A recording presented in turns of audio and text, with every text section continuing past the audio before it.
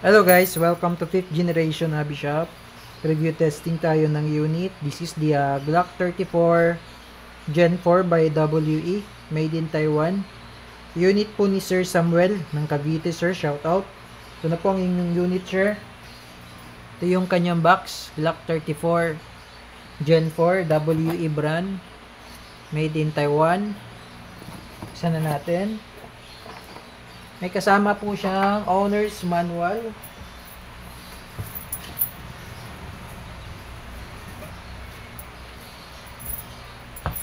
Owner's manual. Scan nyo lang yung code.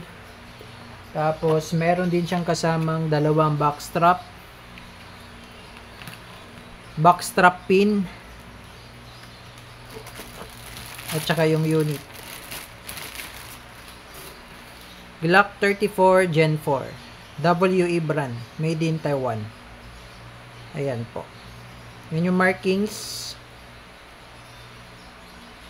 Gen 4 markings on grip. Sa kabilang side naman markings,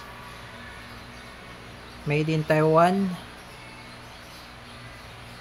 So pwede nyo po siyang lagyan ng accessories katulad ng flashlight, kasi meron po siyang rail mount.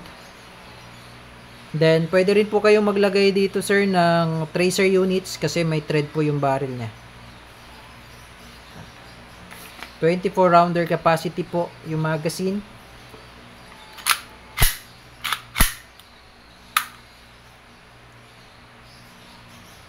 Yan. Naka-tritium sight na siya, 3 dots. Cut on slide. Mas mahaba po siya sa Glock 17. Pero mas malakas din po siya sa Glock 17. Glock 34 Gen 4. Mamaya i-chronograph test po natin. So ngayon lagyan natin siya ng gas. Outlet valve. So indicator na wala pong laman pang gas ito. Malambot. Inlet valve, dito po tayo magkakarga.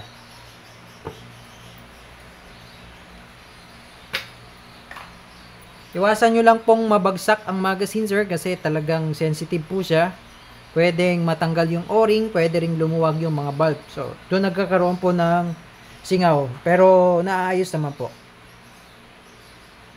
Inverted position po ang pagre-refill o pagkakarga o pa-fill ng gas. Then, didiinan nyo po. Yan.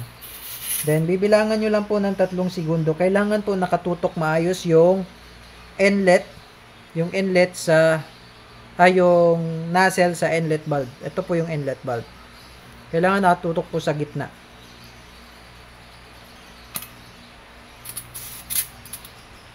One, 1001, 1002, 1003. Okay? Then, lagyan natin ng bala. So, ngayon po, lagyan muna natin siya ng 4 na piraso para sa chronograph. Tetest po natin kung ilang EPS. Lagyan ko lang po ng 4. Ang gamit ko po dito ay 0.20. Yun po kasi yung standard para sa chronograph testing. So, ngayon, sir, ititest natin doon sa chronograph kung ilang EPS po itong Glock 34 Gen 4 G-Series na unit nyo, sir.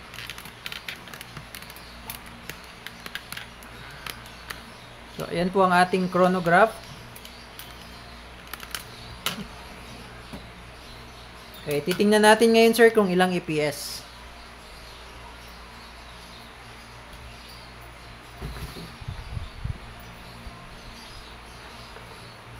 By the way, sa Glock, sir, kailangan medyo lakasan nyo lang yung pagsalpak sa magazine kasi pag medyo mahina po, pwedeng malaglag. So, kaya medyo lakasan nyo lang yung pag-insert, sir. Okay? Testing. Okay, firing. Wow! Umabot ng 410. Ayan, 410.6 EPS. So, isa pa. Busin lang natin yung 4 na nilagay kong bala. 401.4. Yan, 401.4 EPS. Lakas ha.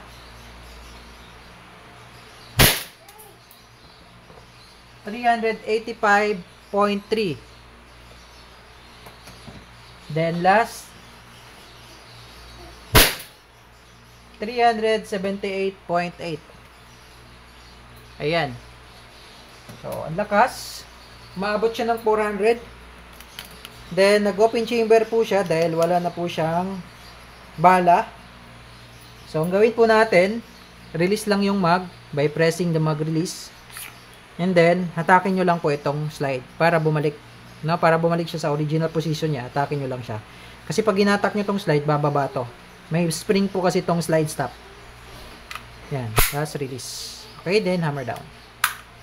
Ngayon, shooting test po tayo, Sir Samuel ng Cavite. Proceed po tayo sa shooting test. Okay, Sir Samuel of Cavite, sir. Nakalimutan ko pala, itong backstrap, dito po yan sa likod, sir. No, kung gusto nyo pong lagyan ng backstrap, tataba yung grip. No, pag malaki yung kamay nyo, kung gusto nyo lagyan ng backstrap po, pwede po. Bali, tatanggalin nyo po itong pin na to, tapos meron siyang pin na mas mahaba. Yun po yung ipapalit nyo, sir. Susundutin nyo lang po yan, mauugot nyo na po yan. Tapos para mag-lock siya, lalagay nyo yun. Pero pag hindi nyo naman, kahit hindi nyo naman siya tanggalin, hindi naman siya malalaglag. Okay? So, testing po. Glock 34 Gen 4 by WE. Okay.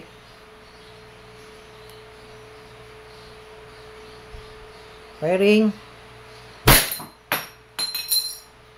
Okay, ubusin lang natin yung bala, sir, hanggang sa mag-open chamber siya, no?